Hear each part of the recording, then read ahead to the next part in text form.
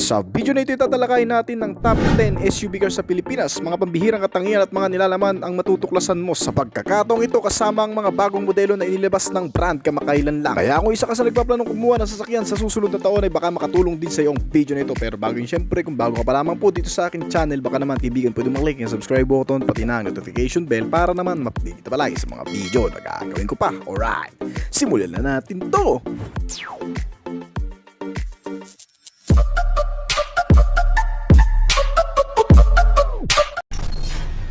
Ford Everest Turbo Trend. Ang bagong Everest ay nagdala ng higit pang F-150-like styling at T6 platform ng Ford. Bilang isang tanyag na modelo sa merkado, ang Everest ay nagpapatuloy sa pagiging isa sa mga modelong may pinakamahusay na mga katangian sa physical na panlabas at panloob na katayuan. Salamat sa pinakabagong update nito na isinunod din sa pagbabago ng Ford Ranger na kapatid nito. Sa susunod na henerasyon ay may bagong disenyo at isang mahusay na seleksyon na naman ang magaganap sa mga advanced na teknolohiya at safety features ng Ford Everest. Ang 7 upuan na Ford midsize na SUV na ito ay nakakuha din ng mas matapang na front fascia na minarkahan ng mga C-clamp LED headlamp at isang natatanging front bumper grille.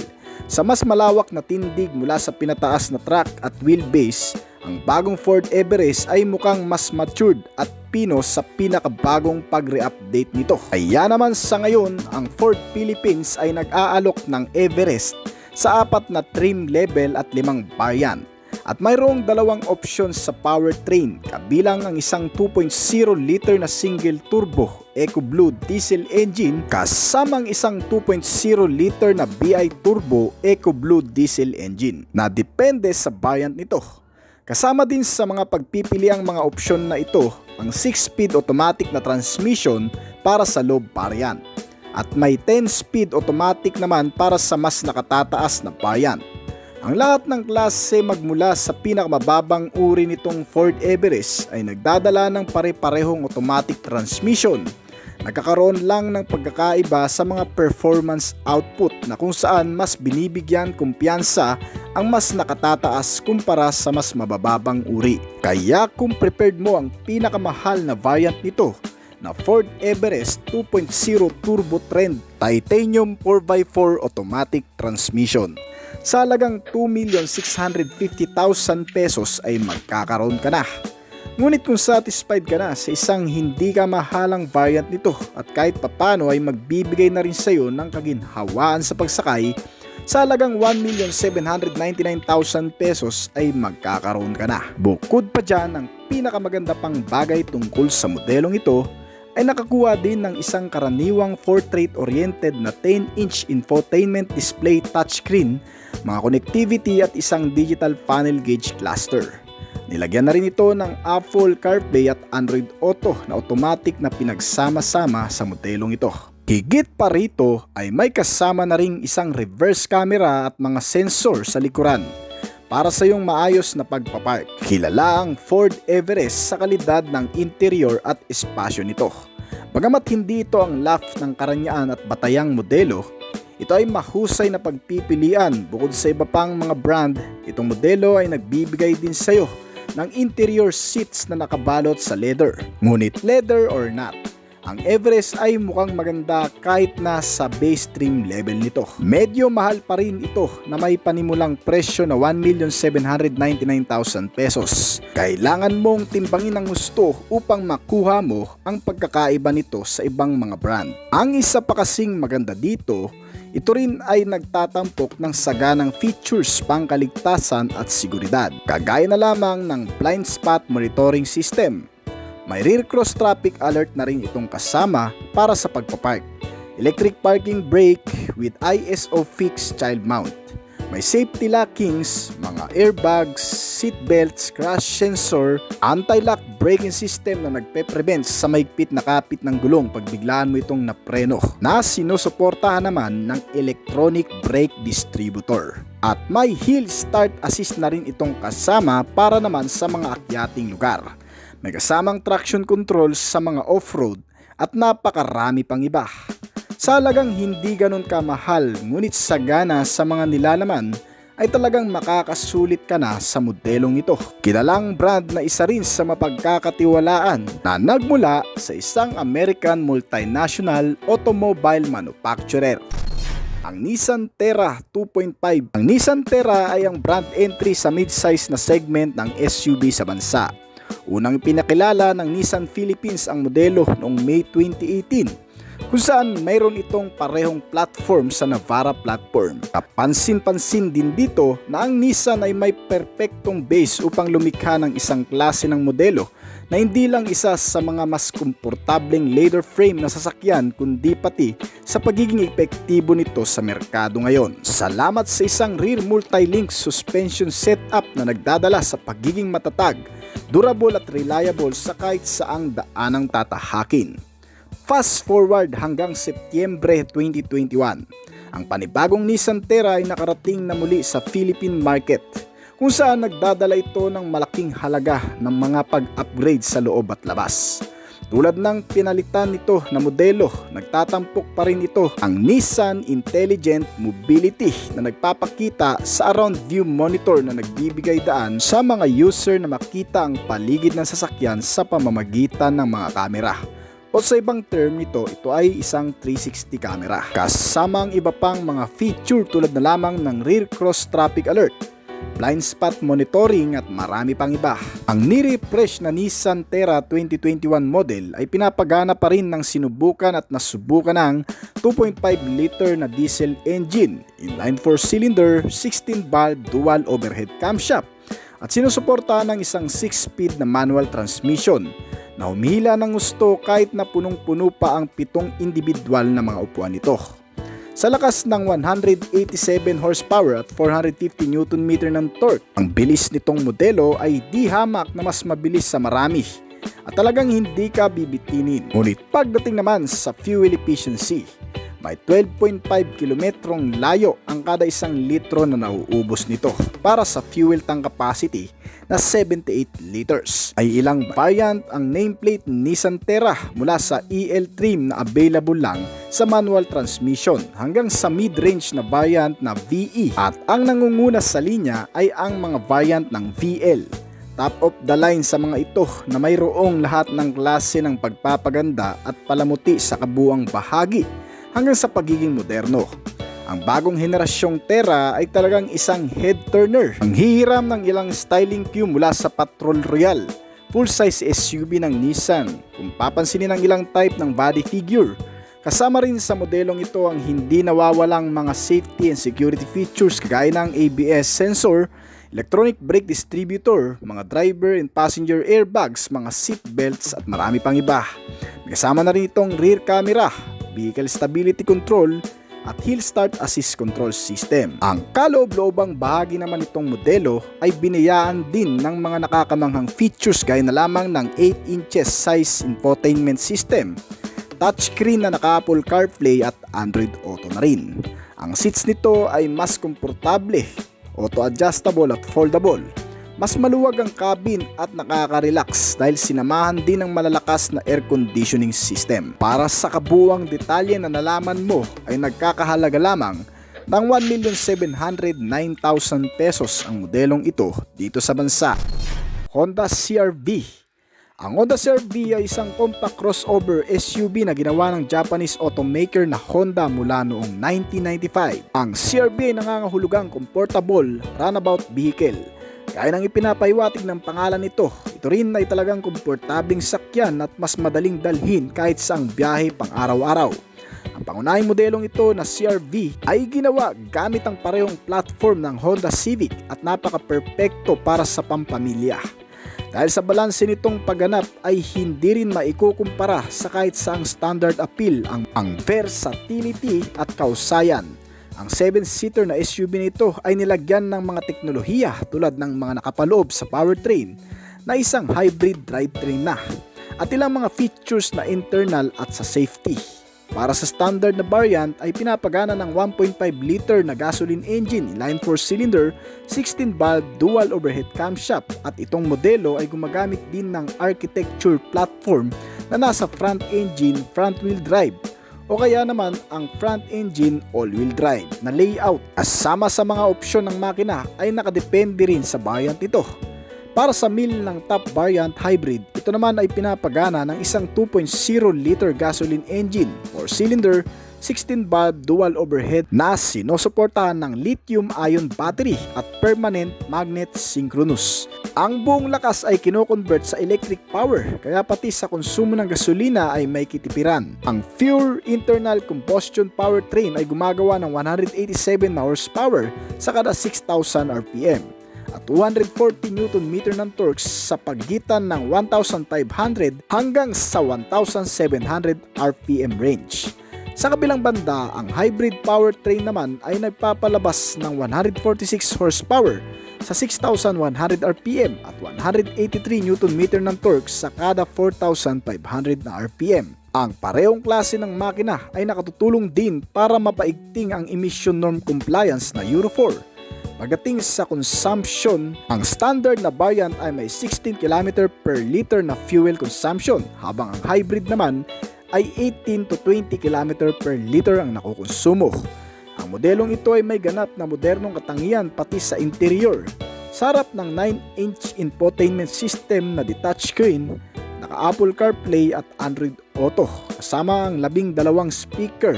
Mga connectivity gaya ng Honda Connect na nagbibigay impormasyon sa driver. Using app na nanggagaling sa cellphone, meron na rin itong kasamang voice control system. Iba din ang sinasabi ng mga class type na seats nito. Mga naka-leather and upholstery cover seat na rin at electric adjustable. Ang Honda CR-V ay idinisenyo din upang maging ligtas sa lahat ng aspeto. Nagtatampok ng mga aktibo at passive na mga safety features. Ang pagtutok ng CR-V sa kaligtasan ay nagsisimula sa advanced compatibility engineering body construction na naglalayong magbigay ng mas ligtas at mas lumalaban na shell panel para sa mga pasahero sakaling magkaroon ng crash o pagkabangga. Higit pa rito, ang CR-V ay mas ligtas sa impact ng interior damage dahil ang lahat ng pasahero ay sinusuportahan ng 10 airbags at nakaposisyon sa mga porsyon ng interior na madaling maapektuhan sa kolisyon.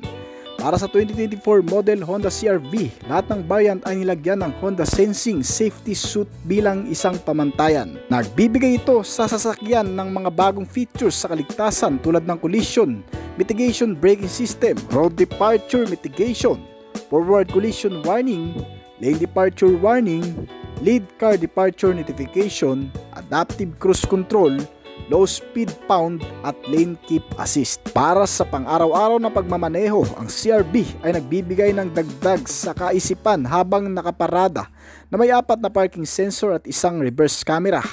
Meron din itong 360-degree na parking camera, mga anti-theft feature tulad ng alarm ng kotse at engine immobilizer ay karaniwan sa lahat ng variant. Napatunayan na rin ng compact crossover ang sarili bilang isang karapat-dapat na pagpipilian para sa maraming modernong pamilyang Pilipino.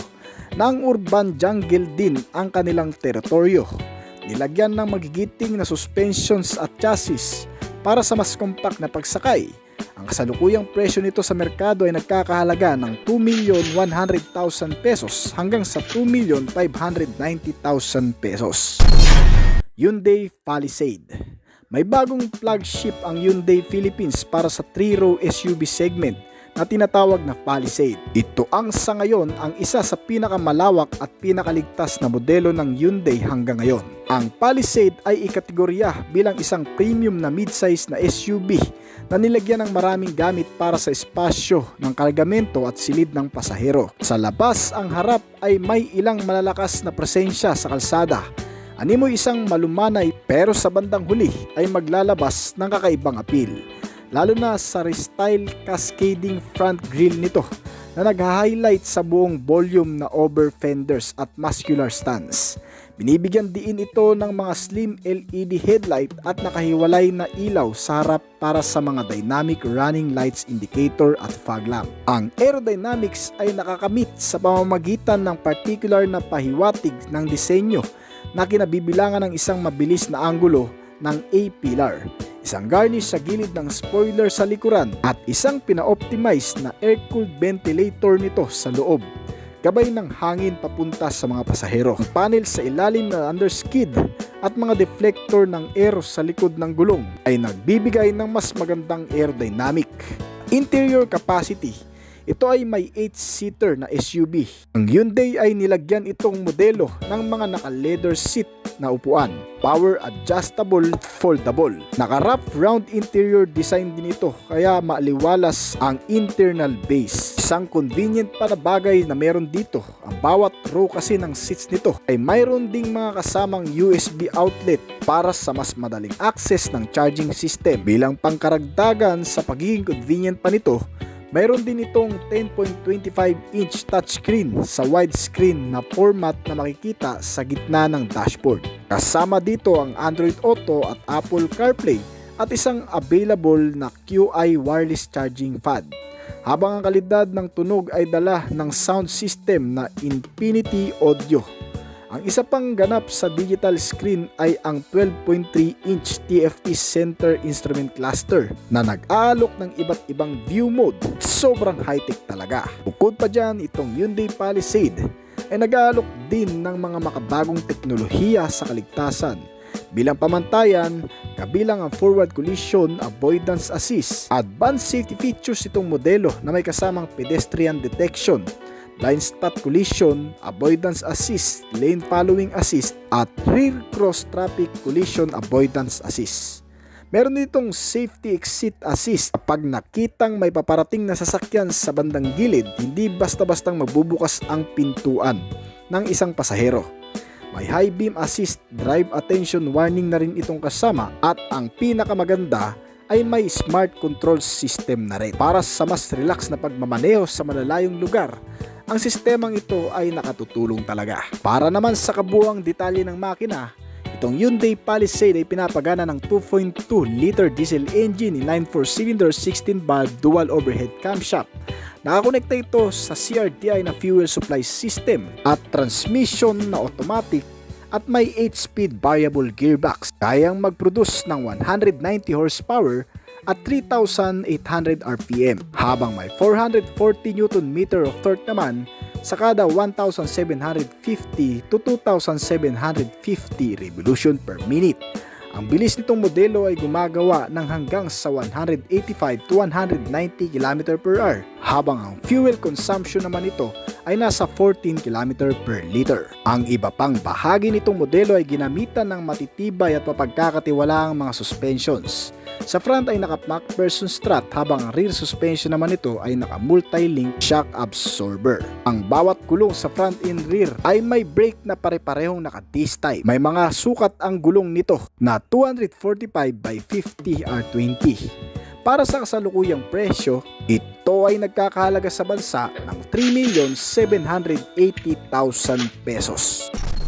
Mitsubishi Montero Sport. Ngayon, narito na ang isa pang kalaban sa merkado na nasubukan na rin ng marami, hindi lang sa power output, efficient at pagiging elegante. Ang modelong ito ay nagdadala rin ng pambihirang kalidad at mga pakikipagsapalaran sa on and off-road. Ang Mitsubishi Montero Sport ay isa sa pinakasikat na 7-seater na SUV sa Pilipinas na patuloy na pumapasok sa listahan ng mga mabebentang kotse sa bansa. Patuloy itong nagiging popular hindi lamang bilang isang simbolo ng katayuan, kundi bilang isang pampamilyang sasakyan at isang matigas, maaasahang mid-size, body-on-frame na SUV sa loob at labas ng kalsada. Ang ikatlong henerasyon ng Montero Sport ay may ganap na muling idinisenyo sa harap na nagpapakita ng dynamic shield grille ng Mitsubishi na siyang benchmark ng modernong lineup ng brand. Ang Montero Sport ay may mga chrome lining na pumapalibot sa malalaking air intake at umaabot hanggang sa mga fog lamp na kinukumpleto ng manipis na LED headlamp at teardrop design na LED taillights nito. Sa loob naman ang mga upuan para sa top of the line na variant ng Montero Sport ay nakabalot sa leather na may idinagdag na mga sportier trim at automatic lift ng tailgate sa pagpadjak ng paa para sa GT variant. Samantalang ang lahat naman ng iba pang mga variant ay nakakuha ng magkakaparehong interior class na may isang 8 inches touchscreen infotainment system na may mga kasamang connectivity, speaker at voice control na rin. ang nagsisilbing central control at entertainment para sa driver at mga pasahero nito. Para naman sa makina nito, ang Montero Sport ay pinapagana ng 2.4 liter 4-cylinder dual overhead camshaft 16-valve MyVec variable geometry turbocharged clean diesel power plant. Kasama rin ito sa Mitsubishi Innovative Valve Timing Electronic Control System o MyVec na responsable para makamit ang pinakamataas na power output, mababang pagkonsumo ng gasolina at mababang emisyon ng tambutso. Ang iba pang bahagi ng makina ay nakakonekta sa 6-speed manual na transmission at nagpuproduce ng maximum output na 179 horsepower sa kada 3,500 RPM at 430 Nm of torque naman sa kada 2,500 RPM. Ang nasabing output ay kayang gumawa ng bilis na 185 km/h. Ang hindi rin alam ng marami, ang pinaka-low variant nito na nagkakahalaga lamang ng 1,568,000 pesos ay sagana din sa mga safety and security features gaya na lamang ng airbags, mga seat belts with ABS, electronic brake distributor at brake assist. Ay may kasama pa itong mga advanced safety features gaya na lamang din ng day and night rear view mirror, ay child safety locks, may electronic parking brake, ISO fixed child mounts, parking sensor at marami pang iba. Itong modelo ay may dimension na naaayon lang din sa iyong mga paggagamitan. Mas maluwag na cabin at legroom compartment. May ground clearance ito na 218mm kaya sa matutubig na lugar ay tama lang din. At may fuel tank capacity na mahigit sa 85 liters ay kayang kumonsumo ng hanggang sa 14 to 15 km per liter. Itong Montero Sport na 4x2 GLX manual transmission ay nakakuha ng mas mababang halaga na 1,568,000 pesos sa kasalukuyan. Isuzu MU-X. Ang lahat ng bagong ikalawang henerasyon nitong Isuzu MU-X ay nakakuha ng isang malaking pag-upgrade pagmula sa loob at labas at hanggang sa mga kahangahangang mga safety and security features na nakapaloob dito. Itong panibagong modelo ng Isuzu MU-X ay isa sa pinakamagandang modelo sa merkado ngayon. Ang overall na looks na dinisenyo ay halos katulad lamang din ng maraming SUV sa bansa. Malabrusko at machong body figure, mas malaki nga lang sa iba ang kabuuang sukat ng mga gulong nito na may size na 265 by 50 R20. Alloy wheel mags at tubeless tires na sinusuportahan naman ng mga reliable suspensions, chassis and brakes na nakapaloob dito. Ang interior base naman ng Isuzu MU-X ay ginawang mas komportable, accessible at mas convenient. Nakapaloob ang ilan sa mga kahangahangang bagay kagaya na lamang ng automatic, adjustable and foldable seats. At sa harap na parte ay makikita ang malaking sukat ng infotainment system na may 10-inch. Kabilang din sa modelong ito ang malakas na singaw ng air condition na nanggagaling sa mga AC vents nito. May kasamang air quality control system at keyless entry. Mabibili mula sa pinakamababang variant na nagkakahalaga ng 1,675,000 pesos at ang ilan variant nito na mas top end naman ay nag-range ng mas mataas na presyo at umaabot ng hanggang sa 2,530,000 pesos. Ang buong makina nito ay pinapagana ng subok at mapagkakatiwalaang 1.9 liter turbo diesel RZ4E na makina, inline 4-cylinder, 16-valve at dual overhead camshaft engine na ipinare sa isang CRDI na fuel supply system na nakakonekta sa isang 6-speed na manual transmission at kayang mag-produce ng maximum output na 148 na horsepower at 3,600 RPM. May maximum torque din ito na 350 Nm naman sa kada 1,800 to 2,600 RPM. Kaya ang average top speed naman ito ay umaabot din ng 180 km/h. Maaaring kulang sa lakas para sa ilan, ngunit ito ay ganap na magagamit para sa karamihan. Ito rin ang pinakaabot kayang modelo na may automatic na transmission. Kaya kung ayaw mong magkaroon ng downsize na makina at ang automatic ay hindi negotiable para sa iyo, kunin mo ito sa mababang presyo na 1,675,000 pesos lang. Na mas mahal lang ng konti sa Montero Sports. Sa kabuang presyo na yan ay hindi na rin masasabing na pag-iiwanan pagdating sa ilan pang bagay at nilalaman. Gaya ng pagkakaroon nito ng mga advanced safety at security features, ang speed sensing door, hill start and downhill assist, mga parking sensor with ISO fixed child mounts, ABS sensor, electronic brake distributor, vehicle stability control system, mga airbags at seat belts at may crash sensor na rin. At kasama rin sa mga nakapaloob pa rito ang mga security sense, gaya na lamang ng central locking, engine immobilizer, anti-theft device, anti-theft alarm at power door locks, na mas kukumpleto pa sa pang-araw-araw na gamit mo. Ito sa bansa, ulitin ko lamang, ang presyo nito ay nagkakahalaga ng 1,675,000 pesos. Toyota Fortuner. Ang Toyota Fortuner ay ang pinakamabentang mid-size na SUV sa Pilipinas. Ang ladder frame na sasakyan na ito ay umiikot na mula nung unang bahagi ng 2000 at mula noon ay naging isang pangunahing family car at partner na ng marami sa pang-araw-araw. Dahil sa masungit nitong platform at subok na mapagkakatiwalaan, salamat sa Japanese car manufacturer na nagdala sa katangi-tanging modelo upang mas maging malakas ang suporta sa brand at maging matunog ang pangalan ng Toyota. Walang magiging lista ng SUV kung wala itong Fortuner. Bukod kasi sa ito ay isang Toyota na may 2.4 liter na turbo diesel engine, naangkop din ito sa lahat ng iyong paggagamitan. At ang modelong ito ay may humigit kumulang sa 10 variant din na pagpipilian.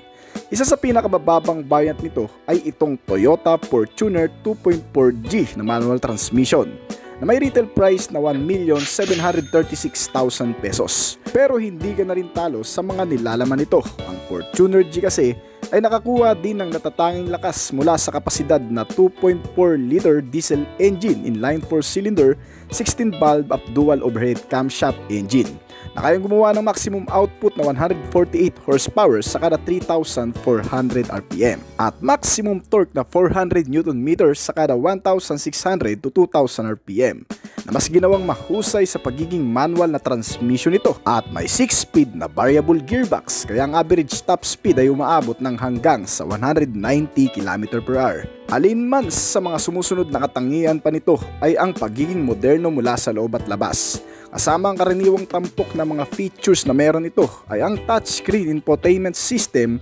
malawak na rear compartment storage, mga comfortable seats with automatic climate control system, at ang mga console packet kasama ang parking sensor, 2 airbag at iba pang mga pangkaligtasan at pangseguridad kagaya ng child safety locks, vehicle stability control system, hill start assist, traction control at marami pang iba. May 2 klaseng driving mode na rin itong pagpipilian, ang Eco at Power mode. Ang fuel tank capacity nito ay 80 liters at kumukonsumo ng 12.5 km per liter. Bagamat ito ay isang mahusay na baseline sa pagsasagawa ng performance sa actual, hindi pa rin maiwasang ikumpara itong modelo sa ibang mga brand. Ang kasalukuyang presyo nito ay 1,736,000 pesos. Hindi ganon kakumpleto ang buong nilalaman nito, pero kung gusto mo talaga ng mas kumpleto, inirerekomenda ko sa iyo ang mas mahal na variant nito, ang Toyota Fortuner Q. Chery Tiggo 7 Pro. Ang Chery Philippine Compact Crossover ay ino-offer ang Tiggo 7 Pro, isang na-update at mas mahusay na bersyon ng modelo ng Tiggo 7. Nagsisilbi rin itong pangalawang henerasyon para sa 7 serye ng compact crossover sa Tiggo lineup ng Chery. Nilabas ito sa bansa noon lamang January 27, 2021. Ang all-new Tiggo 7 Pro ay nagsisilbing iba pang mid-size SUV at inaalok ng brand para sa kanilang segment na Tiggo.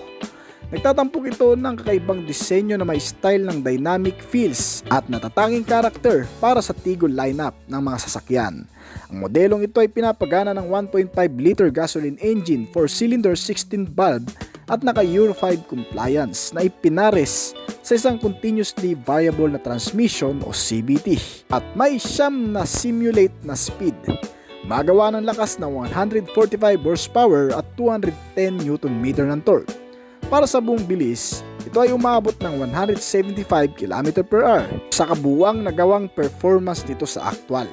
Ang internal na katangian nito ay nakakuha ng 10-inch infotainment system, touchscreen na Apple CarPlay at Android Auto na rin. Para sa kabuuang audio sound system, may 6 na speaker at mga kasamang connectivity. May mga komportableng seats na de-adjustable at foldable. Naka-leather cover yan. Ang exterior attire ay kapansin-pansin din ang pamilyar na itsura, parang Toyota na Fortuner.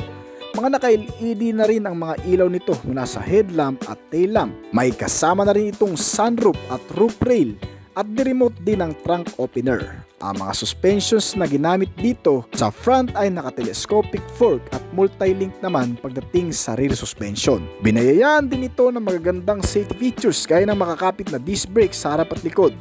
Kasamang 18 pulgadang gulong nito. Ang iba pang mga pangkaligtasan nitong Chery Tiggo 7 Pro ay may ABS sensor, brake assist, vehicle stability, kabilang din ang traction control system, child safety locks, mga airbags, seat belts, downhill assist at marami pang iba.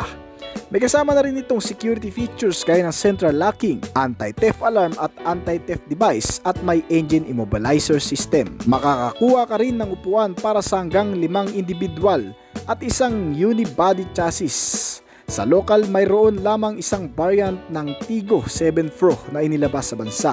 Para sa affordable price tag nito na 1,250,000 pesos dito sa bansa. Mazda CX-5. Ang Mazda CX-5 ay isang compact crossover na binuo ng Mazda na nagtatampok ng Kodo design language. Available na ito sa 3 variant. Unang sport variant na front-wheel drive, pangalawang sport variant na all-wheel drive at ang pangatlo, ang turbo variant na all-wheel drive na mga modelo nito. Lahat ay nagdadala ng parehong gasoline engine. Sa mga new variant ng Mazda CX-5, ang mga modelo ng sports ay nagdadala ng mas mahigit na tampok para sa pangkaligtasan, seguridad at sa interior aspects kesa sa dati. Habang ang modelo ng turbo naman ay nakakuha ng lahat ng features magmula sa loob at labas. Ang CX-5 ay pinapagana ng alinman sa 2.0 liter at 2.5 liter gasoline engine, inline 4-cylinder, 16 valve at dual overhead camshaft na makina. Nakakonekta ito sa fuel supply system na CRDI at may emission norm compliance na Euro 4. Ang mill na ito ay pinapadala sa 6-speed na automatic transmission at nagpuproduce ng 250 horsepower sa kada 6,000 RPM. May 434 Nm ng torque sa kada 4,000 RPM. Sa kabila ng laki ng sasakyan na ito, mabilis at maliksi pa rin ang pakiramdam ng CX-5. Kaya salamat din sa pagdaragdag ng G-Victoring system ng Mazda. Ang transmission ay hindi natatakot na bigyan ka ng mas malakas na power sa oras na kailangan mo ito. Dahil ito ay kusang magda-downshift. Ang buong bilis nito sa aktual ay hinahangaan sa kabuang 180 km/h na nagagawa nito. Itong modelo ay may fuel tank capacity na 58 liters lamang at kumukonsumo din naman ng mas matipid na paraan na 14 km/liter. Ang mga suspensions nito na nakakabit sa chassis frame, 4 na pirasong gulong at mga preno ay nagpapanatili ng good performance sa aktual. Ginamitan ng MacPherson strut sa front habang naka-multi-link suspension naman sa rear. May sukat ang mga gulong na 225/55 R19 at naka-tubeless tires. Ang interior base nitong CX-5 ay nagpapakita ng refinement, space at comfort na may mga dekalidad na materyales at high-tech na features. Bukod sa mga karaniwang leather seats at electronic dual zone air conditioner, ang highlight ng interior ng CX-5 ay ang MZD Connect. Gumagana ito sa isang smartphone para sa hand-free at voice-activated na connectivity system. Sa double base ng mga app, mapa-social media, entertainment, SMS at email at iba pa. Meron din itong 8-inch infotainment system na di Apple CarPlay at Android Auto. May DVD player para sa ilang entertainment. Meron din itong FM and AM radio. Nagtatampok itong CX-5 ng 2 airbag sa harap at mga airbag sa gilid ng kortina upang protektahan ang mga sakay ng sasakyang ito. Kasama sa mga karaniwang passive na features nito na pangkaligtasan ang ABS, electronic brake distributor at dynamic na stability control. Para sa mga aktibong tampok sa kaligtasan ng crossover ay may i-stop bilang pamantayan para sa lahat ng variant. Available lang ang blind spot monitoring system para sa mga variant ng sport. Para naman sa high-end na modelo nito, binigyan ng Mazda ang CX-5 ng access sa mas mahusay na mga features sa kaligtasan gaya ng smart brake support, smart city brake support, lane departure warning, lane keep assist at alert sa atensyon ng driver. Sa kabuang presyo nito sa bansa, ito ay nagkakahalaga ng 1,890,000 pesos hanggang sa 2,430,000 pesos. Inilabas na sa bansa ang isa pang modelong SUV car na may pangmasang halaga. Mula sa mga nilalaman at lahat ng mga aspetong nakapaloob dito, dala ng affordable price, ay nag-aalok sa marami ng di matatawarang halaga. Mukhang kahit na sino ay magugustuhan na rin ang Photon Toplander 2023 model. Ang modelong ito ay nilabas sa bansa noong pang October 2015 sa halagang 998,000 lamang ang unang bersyon nito. At ngayong 2023, ang pagkakaroon ng bagong modelo ay inilabas na rin sa makabagong update at yan ang iisa-isayin natin. Bali sa kabuang detalye ng external ay parang hawig lang din sa Mitsubishi Montero Sport ang datingan. May malaking body build at muscular type body figure kung tutuusin. Ang frontal face design ay mukhang hango din sa nag-iisang SUV ni Mitsubishi sa bansa, ang Montero Sport. Mula sa front grille chrome accent at marami pang iba, ang headlamp nitong modelo ay naka-halogen type pa. Meron na rin itong fog lamp na naka-bulb type naman. Ang kanyang side portion ay may kasama na ring step board para hindi mahihirapan ang mga sasampa o papasok sa sasakyan kahit naka-heels pa. Ang kabuang sukat naman ng gulong nito ay malalapad at malalaki na rin. Ito ay may 265 by 70 or 16 naka-tubeless tires at alloy na mags. Kaya less maintenance na rin. Pagdating naman sa mga suspensions nito, gaya ng marami nitong modelo, ay compatible din sa mga off-road na kalsada. Ginamitan din kasi ng hindi basta-bastang suspension sa front na naka-double wishbone at multi-link with shock and coil spring naman ang rear suspension nito. Ang mga braking system ay makakapit din dahil sa mga naka-disc type na rin mula sa harap at likod na braking system. Sa harap ay naka-ventilated at naka-ordinary type naman ang rear brake nito.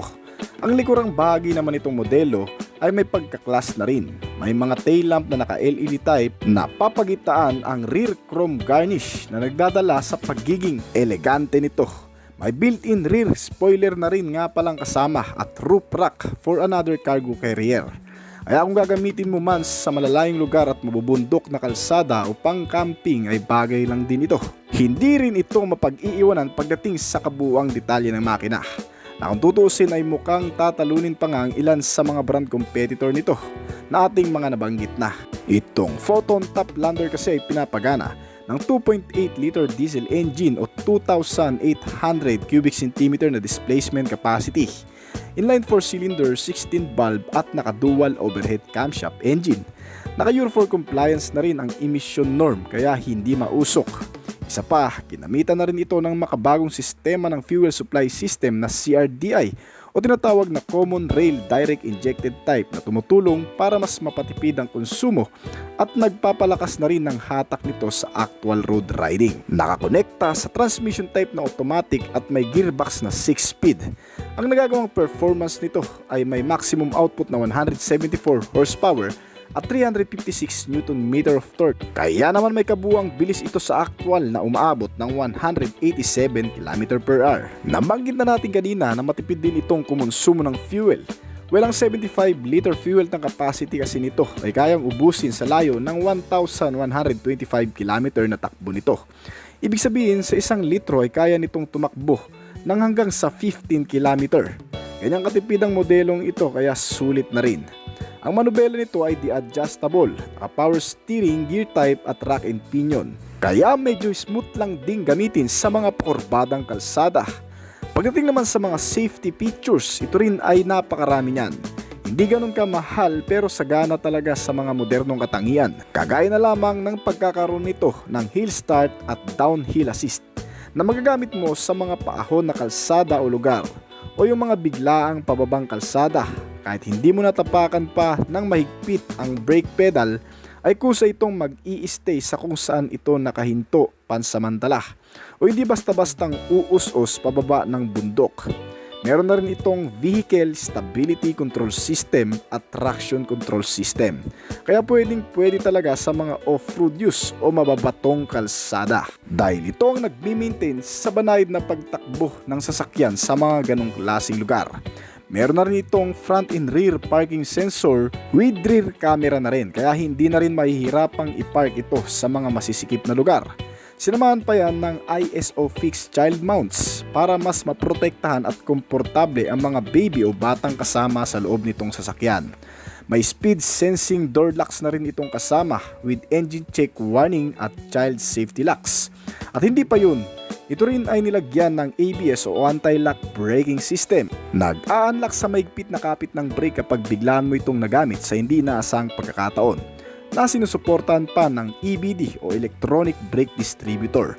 May mga kasama na rin itong driver and passenger airbags. Para mas kumpleto na ay nilagyan na rin ito ng mga seat belts sa kada upuan at may crash sensor. Ang front and side impact beams naman ito ay pumuprotekta naman sa mga occupants kung sakaling magkakaroon ng kolisyon o pagkabangga na magaganap, upang nang sa ganun ay maiwasan ang pagka-damage o mapuruhan ang mga nakasakay dito. Ang mga sistema na meron ito ay nakakapagpalakas na rin ng confidence sa mga taong gagamit nito, kahit sa mga first timer pa lamang.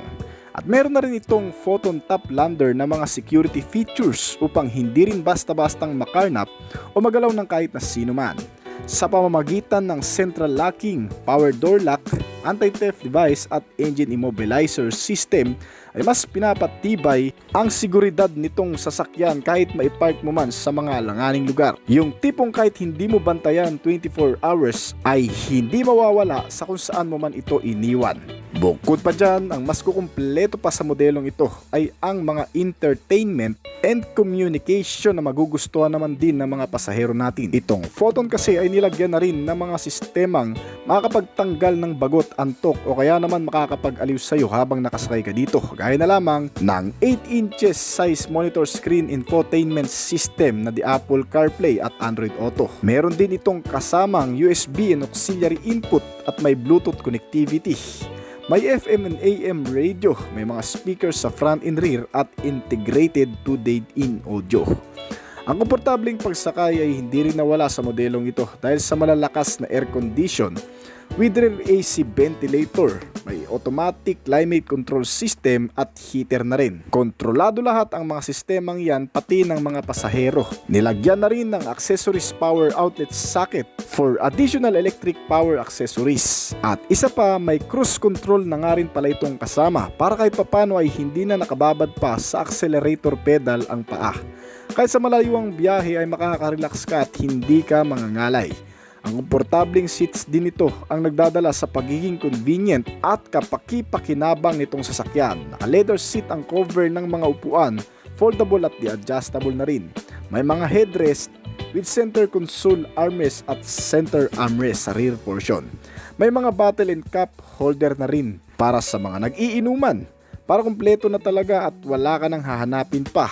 Ang kabuang sukat naman itong modelo pagdating sa kanyang lapad, ito ay may sukat na 1,910mm. Ang haba naman ito ay nasa 4,830mm at may taas na 1,870mm. Ang ground clearance size nito ay umaabot ng 220mm at may bigat na 2,020kg. Kasyang-kasya ang 7 hanggang sa 8 tao depende sa sukat. At may extra rear compartment na pwedeng paglagyan ng mga gamit. May 5 pintuan mula sa harap at likod at 75 liter ang fuel tank capacity nito. Kaya malayo-layo na rin ang malalakbay mo niyan gamit itong Photon Top Lander 2023. Dito sa bansa ay may dalawang klaseng variant ito na inilabas mula sa standard na 4x2 automatic transmission at ang top variant naman na 4x2 EX automatic transmission. Ang kasalukuyang presyo nito ay umaabot lamang ng 1,388,000 pesos hanggang sa 1,488,000 pesos. Mas affordable talaga sa iba kung tutuusin. Convenient at sulit sa mga features na meron na rin. Kaya naman kung hindi talaga sapat ang budget mo at nangangarap ka ng isang malaking sasakyan na gaya nito na SUV type, ay baka pwede na sa'yo itong Photon Top Lander na ating tinalakay. So hanggang dito na lamang po siguro ang ating video, pero bago po tayo magtapos ay nais ko po munang magpasalamat sa mga patuloy na sumusuporta, tumatangkilik at nagabang palagi sa mga video na ina-upload natin dito sa ating channel. Maraming salamat po at shoutout po sa inyo guys. Ngayon kung bago ka pa lamang po dito sa aking channel, baka naman kaibigan pwede mo click yung subscribe button pati na ang notification bell para naman update kita palagi sa mga video na gagawin ko pa. At syempre hintayin ko rin ang opinion at comment mo sa ibaba kung may mga katanungan ka tungkol sa video na ito Huwag kang mayang mag-comment kaibigan upang nang sa ganun ay masagutan ko rin ang mga nais mo pang malaman at makakuha rin ako ng idea mula sa iyo na magagamit ko sa aking mga susunod pang video na gagawin. This is Oblis Collection. Thank you!